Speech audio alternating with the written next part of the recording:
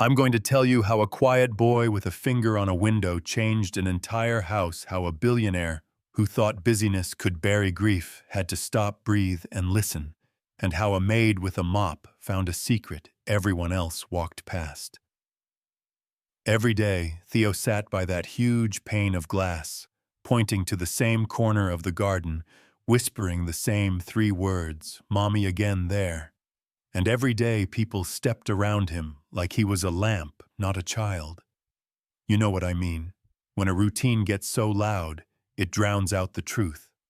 I was the new hire Maya, the one who still said good morning, like it cost nothing. The one who didn't know the house rules were really just ways to avoid feeling. So I did the worst possible thing in a place like that, I noticed. Lucas Hale ran the estate like a calendar with walls rich, polite, untouchable. The kind of man people whisper about in magazines and elevators. A widower since the day Theo was born, and he moved like every step had a meeting attached to it. The staff had their lanes, floors sparkling silver, straight smiles, thin, and nobody asked the simplest question. What is he pointing at? I crouched a few feet from Theo, gave him space the way you do with a cat. You hope might trust, you followed his line of sight, past the roses and the sculpted hedges, straight to the wild section. No one trimmed, and I said, the sentence that changed everything. Let's go see. He took my hand, without looking like we'd been practicing for years, and we walked through grass that grabbed our ankles until the garden opened on a forgotten swing, one chain orange with rust. The seat tilted like a memory, and when he sat and closed his eyes and breathed out, "Mommy again," I felt something in my chest fall perfectly into place. It wasn't random, it wasn't a symptom to be ignored. It was a map, and he'd been drawing it for years on glass. We made a ritual without asking permission, afternoons in that corner, me trimming ivy but leaving it just messy enough, because I could tell that mattered, Theo, humming almost lullabies and saying pretty under his breath, my job not to fix him, but to stand still long enough for meaning to land. People talk especially in houses that pretend they don't. Mrs. Duffy warned me, "You're starting something you can't stop, he'll get attached." And I said, to what being seen, and yeah, that happened. Then one day, the air changed a little shadow on a rock. A girl, hair tangled, clothes thin, eyes steady, not scared at all, and Theo didn't hide like usual. He walked to her like a tide, they faced each other for a heartbeat, then wordlessly took turns on the swing, as if they'd rehearsed. And I'm standing there with a sandwich and 1,000 questions, because side by side they looked like mirror images drawn in different handwriting. The same eyes, the same small tilt of the head before a smile. And my stomach said, what my mouth couldn't. This is not coincidence.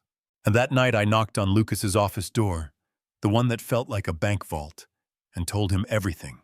The girl, the resemblance, the way Theo's body language changed around her. And he stared out past me into a place only he could see, then said quietly, "The day Theo was born was chaos," they told me. Ruby was gone and only one baby survived. I signed what they put in front of me, but sometimes late at night, I hear 2 cries. He pulled a faded folder, a stack of papers that smelled like old Fear duplicate signatures. A line scratched out and rewritten, a timestamp that slid off the page if you looked too long. And he closed his eyes like a man who finally found the thread he didn't want, and said, enough. The next days moved fast, a private investigator with a face like a locked drawer, me keeping a small notebook of the girl's visits, time and weather, and how she and Theo moved together like music. A few photos taken gently from a distance that made our throats tight because there they were, the same child in boy and girl.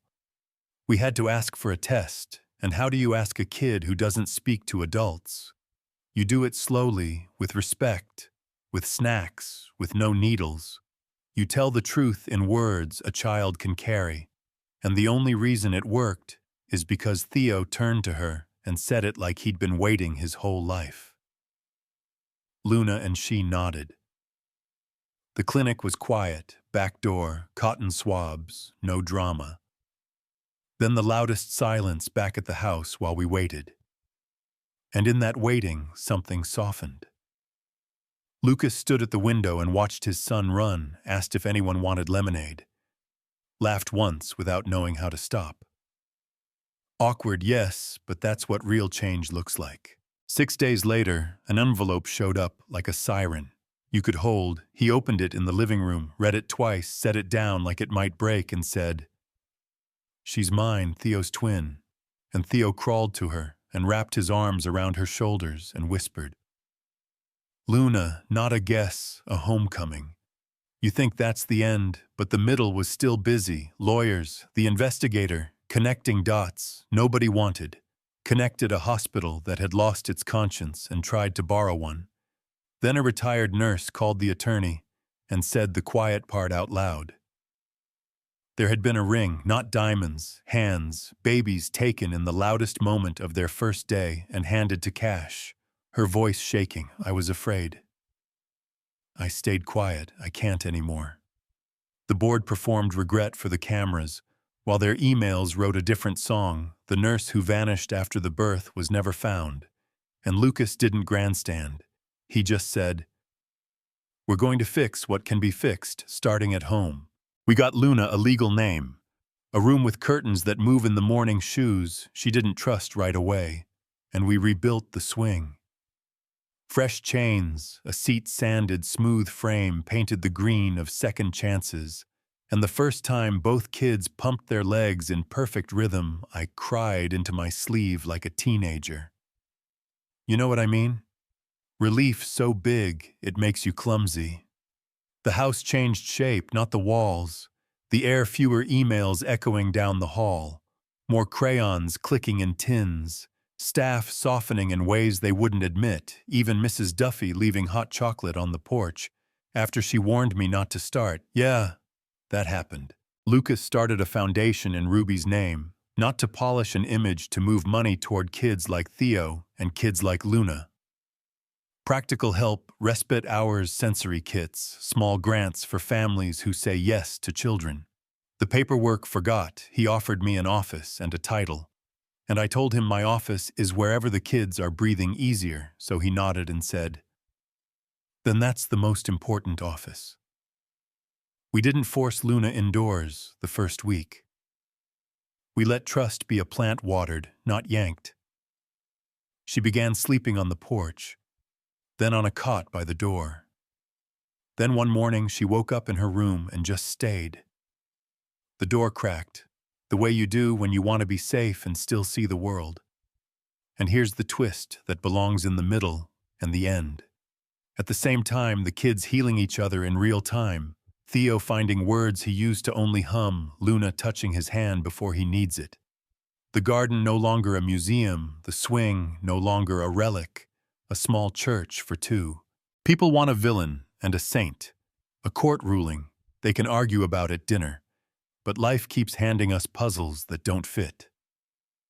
Clean the hospital. Apologized without names. The retired nurse faced charges. Some folks called too soft. Others called overdue. Some said, forgive. Others said forgiveness is stolen if the wounded don't place it on the table themselves. And I sit on the steps and listen to both sides, because the only voice that gets to finish this sentence is Luna's, and right now she's busy being a kid. If you're waiting for a final showdown, I'll give you mine every time I clean that window.